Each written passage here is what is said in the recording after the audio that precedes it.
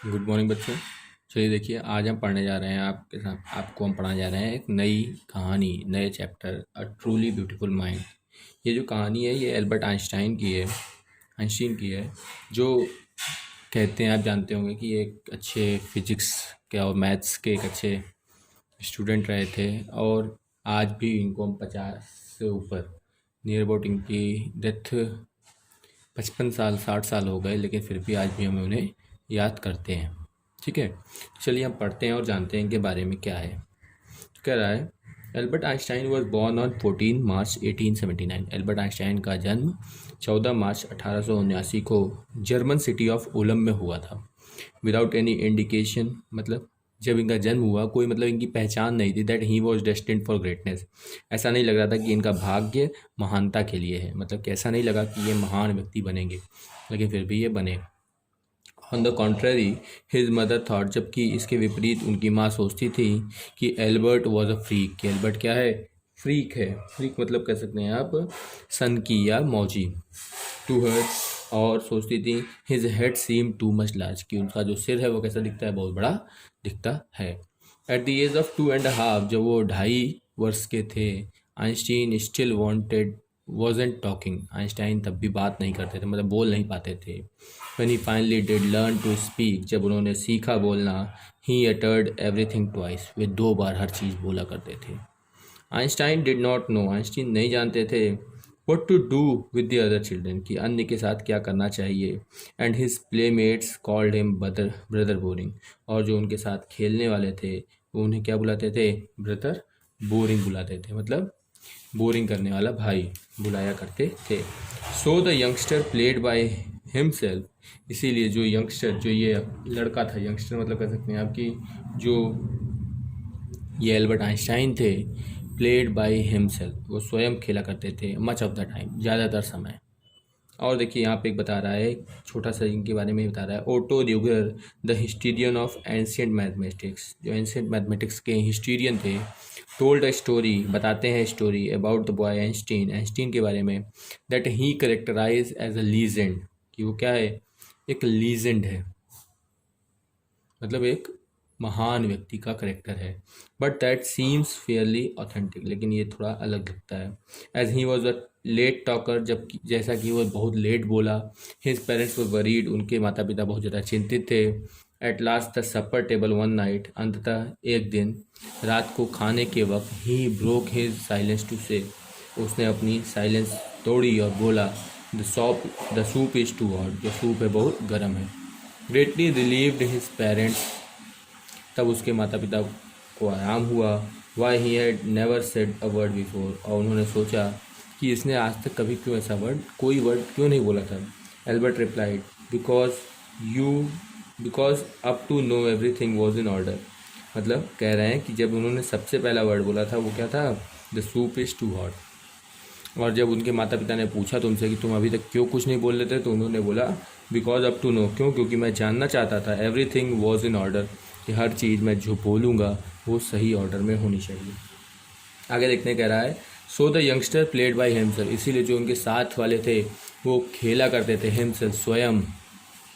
Much of the time, ज़्यादातर समय अकेले खेला करते थे। कौन? आइंस्टाइन। ही स्पेशली लव्ड मैकेनिकल टॉयज, वे ज़्यादातर किसको पसंद करते थे? जो मैकेनिकल टॉयज, मतलब जो मशीन वाले खिलौने थे उन्हें। Looking at the new born sister, और कह रहा है कि जब उन्होंने अपनी नई जन्मी बहन को देखा, माजा जिसका नाम था, he said to have said, उन्होंने कहा, फाइन, अच्छी है, but where are her wheels, लेकिन इसके पहिए कहाँ हैं? मतलब उन्होंने अपनी बहन को क्या समझा था? खिलौना समझा था। A head master once told his father, एक बार उनके स्कूल के हेड मास्टर ने उनके पिता से बोला, दैट की what Einstein chose as a profession wouldn't matter, कि आइंस्टाइन क्या बनना चाहता है ये कोई मैटर नहीं करता। बिकॉज, क्योंकि he will never make a success at anything, क्योंकि उसे कभी भी सफलता किसी चीज़ में नहीं मिलेगी। Einstein began learning to play the violin, Einstein ने शुरू किया था सीखना violin at the age of 6 साल की उम्र में। बिकॉज, क्योंकि हिज मदर वांटेड, क्योंकि उनकी माँ चाहती थी, हिम टू ही चाहती थी कि वह letter become a gifted amateur violinist, कि वो क्या बन जाए, एक अच्छा, मतलब कि कोई पर्सनल इन्जॉयमेंट के लिए, प्रोफेशन के लिए नहीं, खुद के आनंद के लिए एक वायलिन सीखे। Maintaining this skill through out his life, और वो यह चीज़ पूरे जीवन उन्होंने मेंटेन किया, मतलब चलाया। But Albert Einstein was not a bad people, लेकिन एल्बर्ट आइंस्टाइन कोई ख़राब शिष्य नहीं थे। He went to the high school in Munich, उन्होंने अपनी हाई स्कूल म्यूनिच से की। वेयर आइंस्टाइंस फैमिली, जहाँ पे आइंस्टाइन का जो परिवार था, हैड मूव्ड, चला गया। When he was 15 year old, जब वे 15 साल महीने के थे, तभी आइंस्टाइन का परिवार म्यूनिच ट्रांसफ़र हो गया था। वहीं पे उन्होंने अपना हाई स्कूल पढ़ा। एंड स्कोर्ड, और उन्होंने स्कोर किया अच्छे marks in almost every subject, लगभग सभी सब्जेक्ट में। Einstein hated the school resignation, Einstein को घृणा आती थी किससे, स्कूल के डिसिप्लिन या ऑर्डर, जो मतलब कि ऐसा ऐसा करना है, ऐसा नहीं करना है, उन चीज़ों से। And often clash with his teacher, और इस बात पे अक्सर बहस भी होती थी उनके अध्यापकों से। एट द एज ऑफ 15, जब आइंस्टाइन 15 साल के थे, आइंस्टाइन फेल्ट सो स्टिफल्ड, आइंस्टाइन बहुत ज़्यादा मतलब कि स्टिफल्ड, मतलब कि घुटन जैसा महसूस करने लगे। देयर, वहाँ, that he left the school for good, इसीलिए उन्होंने स्कूल छोड़ दिया। द प्रीवियस ईयर, पिछले ही साल, Albert's parent had moved to Milan, Albert के पेरेंट्स कहाँ चले गए थे, मिलन चले गए थे। And left their son with the relatives, और उन्होंने अपने बेटे को, आइंस्टाइन को छोड़ दिया था किसके साथ, अपने रिलेटिव्स, रिश्तेदारों के साथ। आफ्टर प्रोलॉन्ग डिस्कशन, एक लंबी बहस के बाद, Einstein got his wish to continue his education, Einstein की इच्छा जो थी कि वह अपनी एजुकेशन शुरू कर सकता है इन जर्मन स्पीकिंग में, स्विट्ज़रलैंड में, वो मान ली गई। इन अ सिटी, शहर में, which was more liberal than Munich, जो म्यूनिच जहाँ पे उन्होंने हाई स्कूल पास किया था, उससे ज़्यादा लिबरल थी, मतलब कि लोगों को समझने वाली थी, मतलब वहाँ पे लोगों की इच्छाओं को समझा जाता था, लोगों के ऑप्शंस को देख का सम्मान किया जाता था। Einstein was highly gifted in mathematics, Einstein बहुत ज़्यादा गिफ्टेड थे, मतलब उनको कह सकते हो कि हाईली गिफ्टेड बहुत ज़्यादा, मतलब कि कह सकते हो कि भगवान से ही शुरुआत से ही वो मैथ में बहुत अच्छे थे। एंड इंटरेस्टेड इन फिजिक्स, और उनका फिजिक्स में भी बहुत लगाव था। एंड आफ्टर फिनिशिंग स्कूल, और जब उन्होंने स्कूल ख़त्म किया, he decided to study at the university of Zurich, उन्होंने निर्णय लिया कि वो ज्यूरिच यूनिवर्सिटी में पढ़ेंगे। But science wasn't the only thing, लेकिन साइंस ही एक ऐसी चीज़ नहीं थी that appeal to the dashing young man, जो क्या करती, उस युवा आदमी को डैश करती विद द वेलरस मोस्टेज, जिसकी क्या थी, वेलरस मोस्टेज। आगे बढ़ते हैं, क्या कह रहा है, कह रहा है he also felt A special interest in fellow student, he also felt A special interest, उन्हें और ज़्यादा महसूस था, मतलब स्पेशल इंटरेस्ट भी रखते थे किसमें, अपने एक साथी में, जिसका नाम था मिलेवा मैरिक को वो ज़्यादा लगाव भी रखते थे। whom he found to be a clever creature, जिसे उन्होंने क्या पाया था, एक चतुर क्रिएचर, मतलब प्राणी पाया था। दिस यंग शर्ब, ये जो यंग शर्ब थी, ये जो लड़की थी, यंग शर्ब से आई हुई थी, हैड कम टू स्विट्ज़रलैंड, वे स्विट्ज़रलैंड आई थी, because the university in Zurich, क्योंकि जो यूनिवर्सिटी ज्यूरिच की थी, was one of the few in Europe, वो एक कुछ यूनिवर्सिटियों में वो यूनिवर्सिटी थी यूरोप की, where women could get degrees, जहाँ पे औरतों को भी डिग्री मिलती थी। Einstein saw in her an ally against the philistines, Einstein ने देखा, क्या देखा, इन हर, उसके अंदर, किसके अंदर, मिलेवा मैरिज के अंदर, एन एली, एक उत्सुकता, अगेंस्ट द फिलिस्टीन्स, मतलब कि वो a women used disapproved to talk with the products, कह रहा है, मतलब कि ऐसी वो लड़की थी जो लिटरेचर और म्यूज़िक और आर्ट में ज़्यादा लगाव नहीं रखती थी। With whom he was constantly at odd, जिनके साथ those people in his family, मतलब वे उस परिवार से भी बिलोंग करती थी जो उनके परिवार में। And the university with whom, और वो यूनिवर्सिटी जहाँ he was constantly at odd, जहाँ वो सामान्य तौर पर रहे थे। The couple fell in love, वे दोनों, आइंस्टाइन और मिलेवा मैरिक, प्यार में पड़ गए। लेटर्स बटे, which they put their affection into word, जहाँ उन्होंने अपने स्नेह को शब्दों में दिखाया। मिक्सिंग साइंस विथ टेंडरनेस, और उसमें उन्होंने क्या किया, अपने साइंस, अपने विज्ञान को क्या किया, डाल दिया, मतलब कह रहा है कि अपने विज्ञान को भी उसमें उन्होंने मिला दिया, और कैसे, टेंडरनेस से, सज्जनता से। रोट आइंस्टाइन ने लिखा, हाउ हैप्पी एंड प्राउड, कितना खुशी और गर्वान्वित, आई शैल बी, मैं हूँ, when we both have brought our work on relativity to a victorious conclusion, जब हम दोनों अपने कार्य को ले आएंगे संबंध रिलेटिविटी मतलब कि एक संबंध से बनाते हुए टू विक्टोरियस कंक्लूजन एक सफलता के निष्कर्ष पर। इन 1900 की में एट द एज ऑफ 21 जब 21 साल के थे, Albert Einstein was a university graduate and unemployed. Albert Einstein university से ग्रेजुएट हो गए थे लेकिन अनएम्प्लॉयड थे, मतलब उन्हें नौकरी नहीं मिली थी। He worked as a teaching assistant, वे तब क्या कर रहे थे, टीचर असिस्टेंट के रूप में काम कर रहे थे। गिव प्राइवेट लेसन, प्राइवेट पढ़ाया करते थे। And finally secured a job in 1902, और अंततः उन्हें एक जॉब मिल गई 1902 में एज अ टेक्निकल एक्सपर्ट। कैसे, टेक्निकल एक्सपर्ट के रूप में in the patent office in Bern में। While he was suppose to be assessing other people's invention, जहाँ पे उन्हें क्या करना होता था, सपोज करना होता था, मतलब देखना होता था अन्य लोगों के इन्वेंशंस को, समझना होता था। Einstein was actually developing his own idea in secret, वास्तव में उन कार्य में आइंस्टाइन अपने खुद के विचार को क्या कर रहे थे, डेवलप कर रहे थे, विकास कर रहे थे अपने खुद के विचार को गोपनीय तौर पे।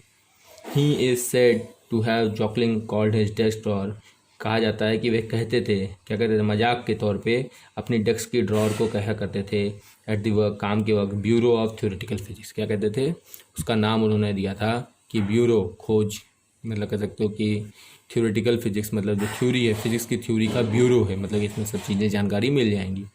One of the famous paper of 1905, एक प्रसिद्ध पेपर 1905 में was Einstein's special theory of relative, उसमें आइंस्टाइन की स्पेशल थ्योरी ऑफ रिलेटिव छपी। अकॉर्डिंग टू विच, जिसके अनुसार time and distance are not absolute, time और डिस्टेंस एक दूसरे के एब्सोल्यूट नहीं है, एकदम निश्चित नहीं है। इंडेड, वास्तव में two perfectly accurate clocks will not continue to show the same time, ऐसा वास्तव में उनका कहना था कि दो एकदम निश्चित टाइम, अगर मान लेते हैं किसी घड़ी में दो राइट एकदम 12 बजे करके हमने दोनों घड़ी रख दी, will not continue to show the same time, वो भी लगातार एक सही समय नहीं दिखाएगी। इफ़ दे कम टुगेदर, अगर उन्हें क्या किया जाए, एक साथ ले आया जाए। आफ्टर अ जर्नी, एक यात्रा के बाद।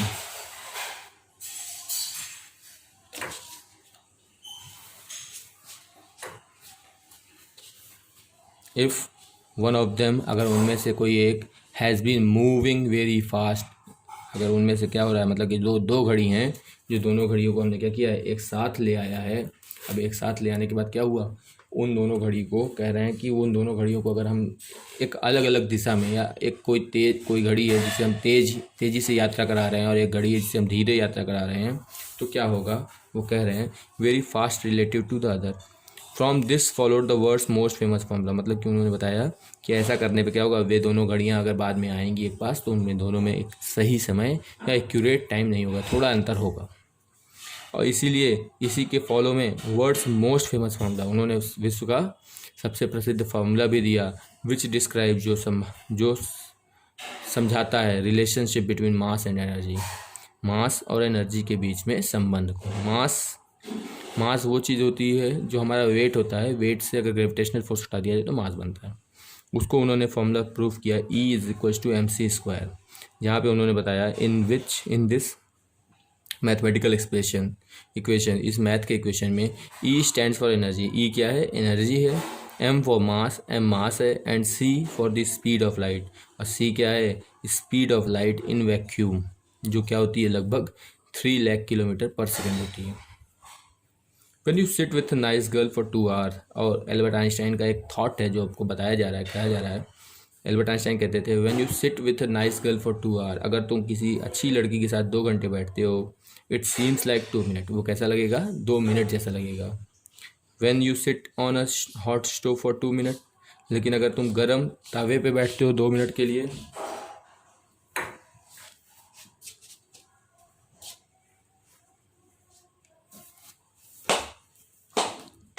इट सीम्स लाइक 2 hours, तो वो कैसा लगेगा, 2 घंटे जैसा लगेगा। मतलब उनका कहने का मतलब था कि अगर तुम कोई अच्छी चीज़ करते हो जो तुम्हें अच्छी लगती है, तो तुम 2 घंटे भी करते हो तो वो कैसी लगेगी, 2 मिनट जैसी लगेगी।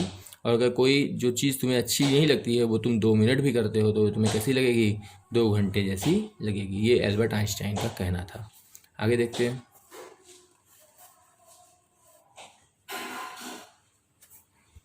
While Einstein was solving the most difficult problem, जब आइंस्टाइन क्या कर रहे थे, सॉल्व कर रहे थे सबसे कठिन समस्या फिजिक्स की, his private life was unravelling, जो उनकी प्राइवेट लाइफ थी, जो उनका जो खुद का अकेला जीवन था वो अनरेवलिंग हो गया, मतलब फेल होने लगा, मतलब जो उनका जो प्यार था वो असफल होने का मिलेवा के साथ। Albert had wanted to marry Mileva, Albert चाहते थे मिलेवा से शादी करना, right after finishing his studies, अपनी स्टडी को ख़त्म करने के बाद।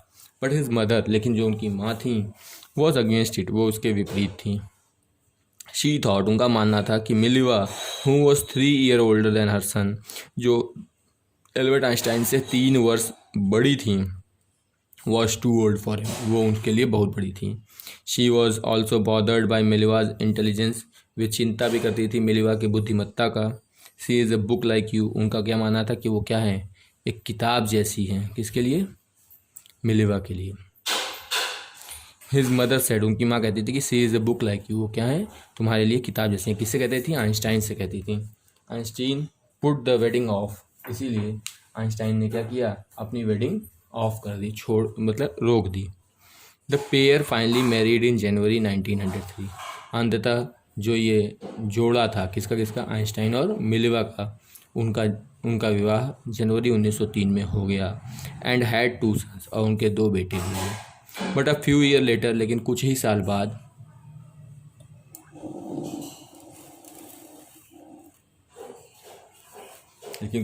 बाद, द मैरिज, जो ये विवाह था, फ्लैटर्ड, क्या हो गया, फ्लैटर्ड हो गया। फ्लैटर्ड हो गया मतलब कह सकते हैं कि असफल हो गया, मतलब कि उनके बीच में कमज़ोर, मतलब कि उनके बीच में जो विवाह का जो रिश्ता था वो कमज़ोर पड़ने लगा। Mileva mean while was losing her intellectual ambition, क्यों, क्योंकि मिलेवा जो थी, मीन वाइल वास्तविकता में, was losing her intellectual ambition, उसने अपना वास्तविक जो उसका लक्ष्य था उसे छोड़ दिया था। And becoming an unhappy housewife, और वो क्या हो गई थी, एक दुखी गृहिणी बन रही थी। After year of constant fighting, कई सालों तक लड़ाई के बाद, द कपल फाइनली डाइवोर्स्ड इन 1919, अंततः उन दोनों जोड़ों ने डाइवोर्स ले लिया 1919 में। Einstein married his cousin Elsa the same year, Einstein ने उसी साल अपनी कज़िन एल्सा से शादी कर ली।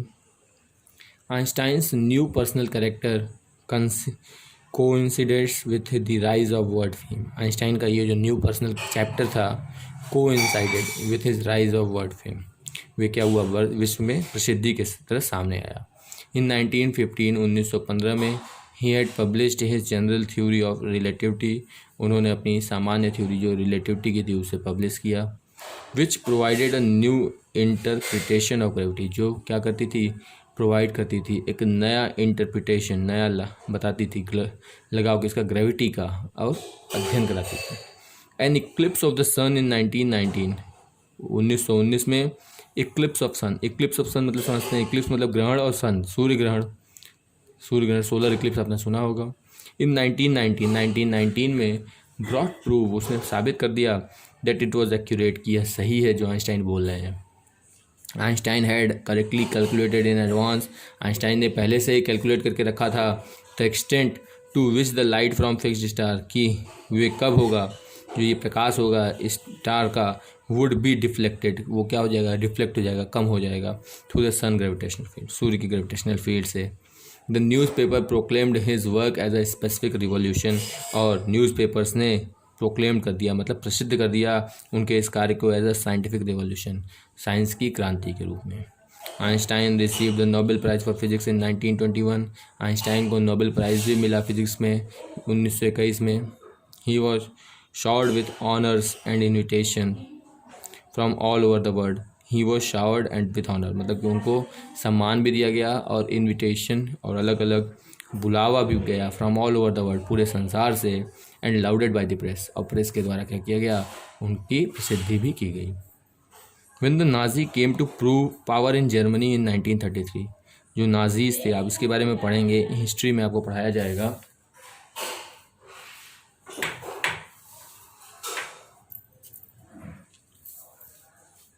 कह रहा है when the Nazis came to power in Germany in 1933, जब 1933 में नाजीज पावर में आए जर्मनी में, Einstein emigrated to the United State, तो आइंस्टाइन क्या कर गए, इमिग्रेट करके वहाँ से चले गए, कहाँ चले गए, यूएस चले गए।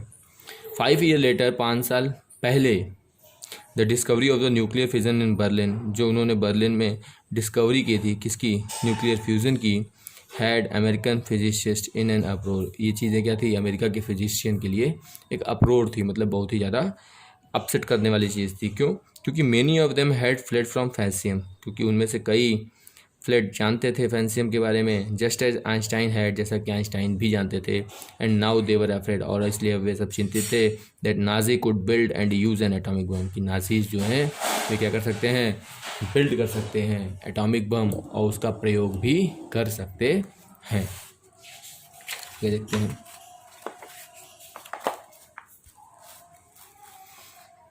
Eight the arguing of the colleagues, मतलब अपने कलीग से बहस करने के बाद, Einstein wrote a letter to the American president, Einstein ने अमेरिका के प्रेसिडेंट को एक लेटर लिखा, फ्रैंकलिन डी रोजवेल्ट को, ऑन 2 अगस्त 1939 में, इन विच ही वॉन्ट, जिसमें उन्होंने चेतावनी दी, a single bomb of this type, मतलब कि न्यूक्लियर बम की बात की कि अगर एक अकेला बम इस प्रकार का एक्सप्लोड इन अ पोर्ट, अगर किसी बंदरगाह पर गिराया जाए, might very well destroy the whole port, यहाँ तक कि वो क्या कर सकता है, छोटा सा बम भी, एक बम पूरे बंदरगाह को तबाह कर सकता है, with the some of the surrounding territory, यहाँ तक कि उसके अगल बगल के द्वीपों को भी तबाह कर सकता है।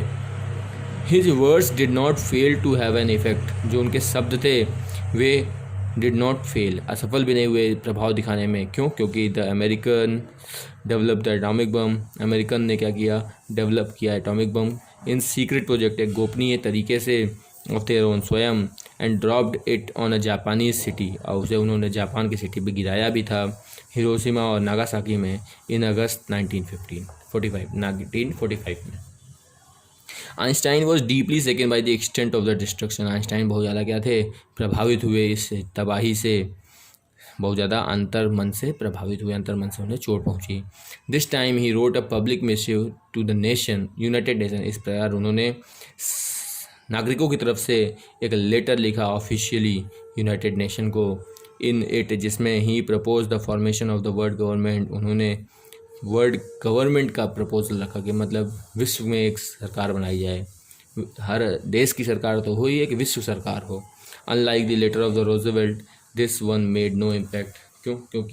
क्योंकि वहाँ पे जो फ्रैंकलिन डी रोजवेल्ट जो प्रेसिडेंट थे, उन्होंने उस लेटर को पसंद नहीं किया, और this one made no impact, इसका कोई प्रभाव भी नहीं पड़ा। But over the next decade, लेकिन अगले ही 10 वर्ष में, Einstein got ever more involve in politics, Einstein भी पॉलिटिक्स में इन्वॉल्व हो गए, agitating for an end to the arms buildup and using his popularity to the champion for peace and democracy, और वो क्या करने लगे, एगिटेट करने लगे, विरोध करने लगे, और टू किसका, कि एंड ऑफ द आर्म, कि क्या किया जाए, जो ये अस्त्र हैं जो बनाना है, अस्त्र का बनाना और उनका यूज़ करना अपनी प्रसिद्धि को दिखाने के लिए, उसको का विरोध करने लगे, टू चैम्पियन। क्यों? क्योंकि वे चाहते थे पीस एंड डेमोक्रेसी, शांति और आज़ादी। व्हेन आइंस्टाइन डाइड इन 1955, जब आइंस्टाइन का देहावसान हो गया 1955 में, एट द एज ऑफ 76 साल की उम्र में, he was celebrated as a visionary and the world citizen as much as a scientific genius, उनके देहावसान को भी सेलिब्रेट किया गया एज अ विजनरी, एक दूरदर्शी के रूप में, एंड अ वर्ल्ड सिटीजन, एक संसार के नागरिक के रूप में, as much as a scientific genius, जैसे कि एक वैज्ञानिक जीनियस होता है।